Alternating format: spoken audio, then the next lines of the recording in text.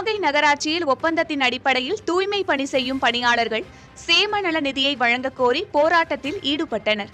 நகராட்சி அலுவலகத்தை முற்றுகையிட்ட அவர்கள் நாகை நகராட்சி 2வது வார்டு திமுக கவுன்சிலர் பதர் நிஷா மீது சரமாரியாக குற்றச்சாட்டுகளை முன்வைத்தனர். வா போன் பேசுறாங்க அன்னைக்கு. நான் ஏமா என்ன செஞ்சேன், எதுக்கு வா போன் பேசுறேன், வேலைக்கு தானே வந்திருக்கோம், எதுக்கு வா போன் பேசுறீங்க நான் கேட்டேன். கேட்டதுக்கு என்ன வேலைக்கு வந்து தும்புரா பேசுற, உன் பேர் என்ன, உன் ஊர் என்ன, எல்லாத்தையுமே நான் சொன்னேன், அட்ரஸ் என்ன. அப்புறம் அதிகாரிலாம் வந்து என்ன கேட்டாங்க. அப்புறம் பாரதின்னு கூட இல்ல, அவங்க தப்பா பேசலாம், அந்த பிள்ளை பேசலாம், அவங்க தான் பேசுறாங்கன்னு சொன்னிச்சு. எதுக்கு பேசணும், வேலைக்கு தானே வரோம், எங்களோட கஷ்டம் தான் அந்த வேலைக்கு தான் வரும். இதெல்லாம் குப்பை பிரிச்சு பார்க்க முடியுமா யாராலையும்? இந்த நேரம் தொட்டு செய்ய முடியுமா?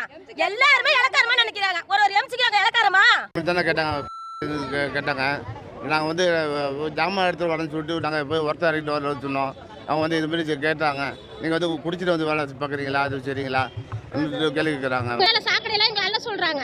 இது அல்லுங்க அதை அல்லுங்க, ஏரியாவை சுத்தம் பண்ணுங்க, சாக்கடையில் உள்ளதெல்லாம் நீங்கள் எடுத்துகிட்டு தான் போகணும் வீட்டுக்குன்றாங்க.